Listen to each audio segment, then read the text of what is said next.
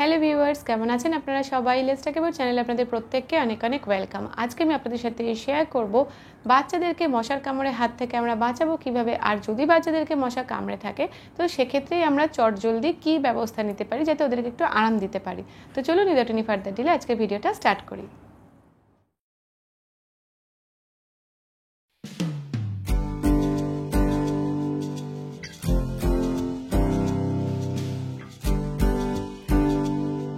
ভিডিওটা শুরু করার আগে আপনার কাছে একটা প্রশ্ন রাখি, বাচ্চাকে যখন মশা কামড়ায় তার সাথে সাথে কি মশা কামড়ানোর পর বাচ্চার গায়ে লাল মতন কিছু র্যাশ দেখতে পাওয়া যায় বা বাচ্চার ওই জায়গায় স্কিনটা কি ফুলে যায়? কারণ জানেন তো, সবার ক্ষেত্রে কিন্তু এরকম মশা কামড়ানোর পরপরই স্কিনটা ফুলে যাওয়া বা একটু লালচে হয়ে যাওয়ার ব্যাপারটা হয় না। এবার আপনাদের সাথে শেয়ার করি, বাড়িতে যদি বাচ্চা থাকে তো সেক্ষেত্রে আগে আমাদের লক্ষ্য রাখতে হবে যে কিভাবে আমরা বাচ্চাদেরকে মশার কামড়ে হাত থেকে বাঁচাতে পারবো। খুব নাম্বার 1 যে টিপসটা আমি আপনাদের সাথে শেয়ার করবো, সেটাতে আমি ভীষণ ভালো উপকার পেয়েছি। আমার বাড়িতে আমি বাচ্চা যখন ছোট ছিল সেই সময় থেকেই কিন্তু বাড়ির সমস্ত জানলাগুলোতে নেট লাগানোর ব্যবস্থা করে দিয়েছিলাম। জাস্ট নেট বাজারে কিনতে পাওয়া যায়, আপনি চাইলে আপনার বাড়ির প্রত্যেকটা জানলাতে নেট লাগাতে পারেন, অথবা আপনাদের বাড়ির 2-3টে জানলাতে নেট লাগিয়ে রাখতে পারেন। তাহলে কি হবে, আপনি জানলাগুলোকে খুলেও রাখতে পারবেন, সেখান থেকে হাওয়া চলাচল করবে, আলো ঢুকবে। যেটা সব থেকে উপকার হয় সেটা হচ্ছে বাইরে থেকে কোনো মশা এই ঘরে প্রবেশ করতে পারে না।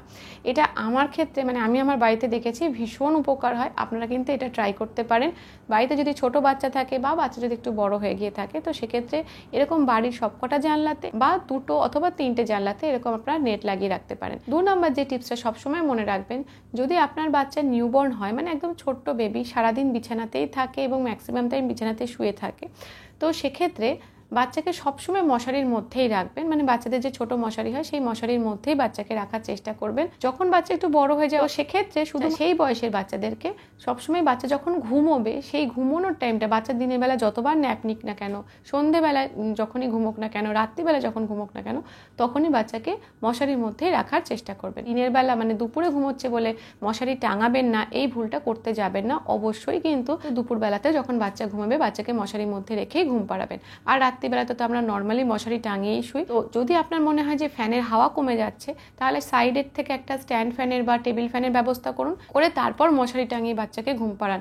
ফ্যানের হাওয়া কমে যাচ্ছে, সিলিং ফ্যানের হাওয়া কমে যাচ্ছে বলে অনেকেই কিন্তু মশারি টাঙান না, এই ভুলটা কিন্তু করতে যাবেন না। 3 নম্বর যে টিপসটা ফলো করবেন সেটা হচ্ছে নিজেদের বাড়ির আশেপাশটা সবসময় যতটা পরিষ্কার রাখা যায় ততটাই পরিষ্কার রাখার চেষ্টা করবেন। জঙ্গল পরিষ্কার করে রাখবেন, কোথাও যেন জল জমে না থাকে সেই ব্যাপারটা খেয়াল রাখবেন। এমন কোনো জায়গায় যেখানে জল রয়েছে, হয়তো সেই জলটা পরিষ্কার করা যাচ্ছে না, তো তার উপরে কেরোসিন বা মশা মেরে দেয় বা মশার লার্ভাকে মেরে দেয় এরকম কোনো মাছ যেগুলো কিনতে পাওয়া যায়, বিভিন্ন জায়গা থেকে কিন্তু সাপ্লাইও করা হয় সেই সমস্ত মাছগুলো। তো সেই সমস্ত মাছ গাপ্পি, তেলাপিয়া, তেচোখা, এই সমস্ত মাছগুলোকে যদি ছেড়ে দেওয়া যায়, সেখানে কিন্তু জমে থাকা যে জলগুলো রয়েছে সেখানে কিন্তু ওই মাছগুলো ছেড়ে দিলে মশার যে লার্ভাগুলো বাড়তে পারে না, নষ্ট হয়ে যায়। তো এইভাবে নিজেদের চারপাশটা পরিষ্কার রাখুন, আর কোথাও যেন জল জমে না থাকে সেই ব্যাপারটা লক্ষ্য করুন। অনেক সময় দেখবেন আশেপাশে পুরনো জিনিসপত্র ফেলে দেওয়া হয়েছে, তার মধ্যেও জল জমে রয়েছে। তো এইটুকুনি জলের মধ্যেও, এইটুকুনি জায়গায় যদি জল জমে থাকে সেখানেও কিন্তু মশা ডিম পাড়তে পারে এবং সেখান থেকে মশা ছড়াতে পারে, আর তার ফলে নানান রকমের বিপদ ঘটতে পারে। রাউন্ড দেবেন বাড়ির চারপাশে যে কোথাও এরকম কোনো পাত্র বা কোনো কিছু এমন রয়েছে কিনা যেখানে জল জমে রয়েছে, তাহলে সাথে সাথেই সেটা ফেলে দেবেন বা সেটাকে ডিস্ট্রয় করে দেবেন। 4 নম্বর যে টিপসটা শেয়ার করবো সেটা হচ্ছে, এমন একটা বয়স আসে বাচ্চাদের যখন সবসময় মশারির মধ্যে বাচ্চাকে রাখা যায় না, বাচ্চা বিছানার মধ্যে এদিক ওদিক করছে বা মাটিতে হয়তো হামাগুড়ি দিয়ে বেড়াচ্ছে।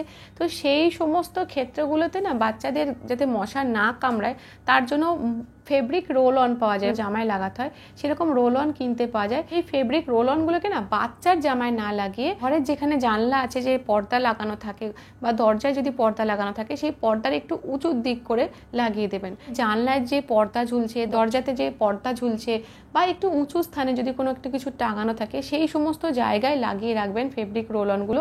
বাচ্চা তাহলে সেগুলো হাতেও পাবে না, আবার যেহেতু জানলার পর্দার পিছনে দরজার ফাঁকে মশা থাকে, তো যে জায়গায় বাচ্চার হাত যাবে না এরকম জায়গায় বাড়ির ঘরের মধ্যে পর্দাতে বা কোনো চাদরে ফেব্রিক রোল অনটা লাগিয়ে দিতে পারেন। এক্ষেত্রেও কিন্তু মশাটার কামড়টা থেকে অনেকটাই আমরা বাচ্চাদেরকে বাঁচাতে পারি। 5 নাম্বার যেটা করবেন সেটা হচ্ছে, বাড়িতে কখনোই বাচ্চা থাকলে কোনো মশার ধূপ বা কয়েল, যে আমরা অয়েলগুলো প্লাগে গুঁজে দিই, সেগুলো জ্বালাবেন না। ওখান থেকেও কিন্তু যে গন্ধটা বেরোয় সেটা কিন্তু বাচ্চাদের জন্য ভালো নয়। এমনকি এরকমও হয় যে ওই গন্ধে অনেক বাচ্চাদের শ্বাসকষ্টের মতন সমস্যা, দম নেওয়ার মতন সমস্যা এসে যায়। আবার অনেক সময় কী হয়, বাচ্চাদের যদি সর্দি কাশি হয়ে থাকে, সেই সর্দি কাশির সময়গুলোতে যদি ওরকম ধূপ বা ওরকম যে প্লাগে গুঁজে দেওয়া যে অয়েলগুলো পাওয়া যায় মশা তাড়ানোর, সেগুলো যদি জ্বালিয়ে রাখা হয় তাহলে কিন্তু সেখান থেকে ওই সর্দি কাশি চলাকালীন সেগুলো থেকে বাচ্চাদের সমস্যা আরও বেড়ে যায়, ওদের ব্রিদিং প্রবলেম হয়ে যায়, শ্বাসকষ্টের মতন সমস্যায় কাশি শুরু হয়ে যায়। তো এই জন্যে কোনো রকম ধূপ বা কয়েল বা যে সমস্ত মশার তাড়ানোর তেলগুলো পাওয়া যায় প্লাগে গুঁজে চালাতে হয়, সেগুলো কোনোটাই কিন্তু বাচ্চা যে ঘরে থাকবে সেই ঘরে বা বাড়ির মধ্যে ব্যবহার করবেন না।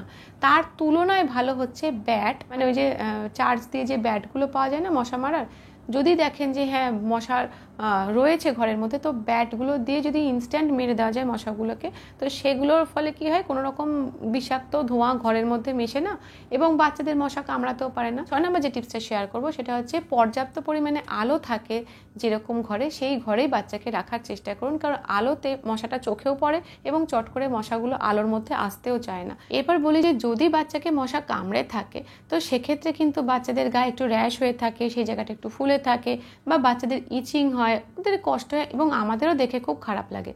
তো এবার ওই স্থানটাকে আমরা কিভাবে একটু আরাম দিতে পারি সেই ব্যাপারটি এবার আপনাদের সাথে শেয়ার করছি। তো ফার্স্টে যে ইনফরমেশনটা শেয়ার করবো সেটা হচ্ছে, দেখুন বাচ্চাদের হাতে কম বেশি নখ থাকে, ছোট বাচ্চা হোক বা বড় বাচ্চা হোক। এবার বাচ্চাদের যে স্থানে মশা কামড়ায় সেই স্থানটা একটু ফুলে যায়, লাল মতন হয়ে যায়, সেখানে ইচিং হয়, মানে ওই জায়গাটা কুটকুট করে।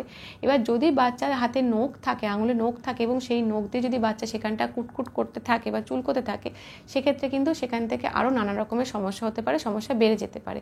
এই কারণেই বাচ্চার হাতের নখটা ঠিক টাইমে সুন্দর করে কেটে দেবেন অথবা ফাইল দিয়ে একদম সমান করে দেবেন, যাতে যেখানে মশা কামড়াচ্ছে সেখানে যদি ইচিং হয় তো বাচ্চা যাতে কুটকুট করলেও কোনো সমস্যা না হয়, বাচ্চা যেন চুলকালেও সেই জায়গাটার কোনো রকম কোনো ইনফেকশন না হয়ে থাকে। ঠিক আছে, এবার বলি বাচ্চার গায়ে যেখানে মশা কামড়েছে আপনি দেখতে পাচ্ছেন, সেখানে সবার আগে যেটা আপনি করতে পারেন সেটা হচ্ছে একটা পিওর এডিবল টাইপের কোকোনাট অয়েল সেই স্থানে মালিশ করে দিতে পারেন বা লাগিয়ে দিতে পারেন। এর ফলে ওই স্থানটা আস্তে আস্তে নর্মাল হয়ে যাবে এবং বাচ্চাও ভেতর থেকে বেশ আরাম ফিল করবে। বাচ্চা যে কুটকুট করছিল, যে একটা জ্বালা করার মতন হচ্ছিল বা একটা ইরিটেশন হচ্ছিল, সেটাও কিন্তু আস্তে আস্তে কমে যাবে। আমরা যেটা করতে পারেন, যেখানে মশা কামড়েছে দেখতে পাচ্ছেন সেই অঞ্চলে যদি একটা পিওর অ্যালোভেরা জেল লাগিয়ে দিতে পারেন, এমন একটা পিওর অ্যালোভেরা জেল যার মধ্যে কোনো আলাদা করে গন্ধ মেশানো নেই, কোনো কালার মেশানো নেই, এরকম একটু অ্যালোভেরা জেল নিয়ে যদি সেই জায়গাটায় লাগিয়ে দেওয়া যায়, তাহলে ওই জায়গাটা কিন্তু ভেতর থেকে বাচ্চা ঠান্ডা ঠান্ডা ফিল করে এবং বাচ্চা কিন্তু আরাম বোধ করে। ওই ইচিং ব্যাপার, মানে যে কুটকুট করা ব্যাপারটা ছিল সেটাও কমে যায়, র্যাশটাও আস্তে আস্তে ঠিক হয়ে যায়। 3 নম্বর কি করতে পারি, যে স্থানে দেখতে পাচ্ছেন মশা কামড়েছে, র্যাশ বেরিয়েছে, লাল হয়ে আছে, বাচ্চার একটু একটু কুটকুটও করছে, সেই স্থানটাকে একটু আরাম দেওয়ার জন্য আমরা জাস্ট ফ্রিজ থেকে একটু বরফ নিয়ে তারপর সেটাকে যদি একটা কাপড়ে মুড়ে ওই জায়গাটার উপরে চেপে চেপে ধরি, তাহলে ওই জায়গাটা বেশ বাচ্চা ভেতর থেকে আরামও ফিল করবে এবং ওখানে যে ইরিটেশন হচ্ছিল সেই ব্যাপারটাও কিন্তু আস্তে আস্তে কমে যাবে। 4 নম্বর যেটা করতে পারি, যে সমস্ত বাচ্চারা একটু বড় হয়ে গেছে, তো সেই সমস্ত বাচ্চাদের স্কিনে যেখানে মশা কামড়াবে সেই সমস্ত অঞ্চলগুলোতে যদি একটু পাতিলেবুর রস লাগিয়ে দেওয়া যায়, সামান্য একটু পরিমাণে পাতিলেবুর রস দিয়ে সেখানটা যদি মালিশ করে দেওয়া যায়, তো সেক্ষেত্রেও কিন্তু ওই যে ইচিং হচ্ছে বা ওই জায়গাটা যে ফুলেছিল সেই ব্যাপারটাও আস্তে আস্তে কমে যাবে। 5 নম্বর যেটা করতে পারি, মাম্মা আর্থে, মাদার্স পার্সে বেশ কিছু এরকম আফটার মসকুইটো বাইট কিছু ক্রিম পাওয়া যায়, সেগুলো আপনারা চাইলে বাচ্চাকে লাগিয়ে দেখতে পারেন, সেখান থেকে কিন্তু ওই স্থানটা অনেকটাই ঠিকঠাক হয়ে যায়। আমি কিন্তু পার্সোনালি 2টো হোম রেমেডিতে বেশ উপকার পেয়েছিলাম, একটা হচ্ছে অ্যালোভেরা, পিওর অ্যালোভেরা জেল লাগে, আর একটা হচ্ছে পিওর কোকোনাট অয়েল লাগে। একটা মশা যখন কামড়ায় তার থেকে একটা অ্যালার্জির ফলে ওরকম একটা লক্ষণ দেখা যায়, কোনো জায়গাটা ফুলে গেছে, লালচে হয়ে গেছে, কিছুক্ষণের জন্য ইচিং হচ্ছে, তারপর অটোমেটিক কিন্তু ওটা আস্তে আস্তে আস্তে আস্তে ঠিক হয়ে যায়। তো ওই যে মশার কামড়ে কোনো জায়গা ফুলে যাওয়া, সেখানে ইচিং হওয়া, এগুলো নিয়ে অযথা উতলা হবেন না। বাট হ্যাঁ, যদি আপনার দেখে খারাপ লাগে, কষ্ট হয়, বাচ্চা একটু কষ্ট পাচ্ছে, বাচ্চার ইচিং হচ্ছে বলে মনে হয়, তো সেক্ষেত্রে এইরকম হালকা ফুলকা কিছু হোম রেমেডি বাচ্চার স্কিনের ওপরে অ্যাপ্লাই করতে পারেন।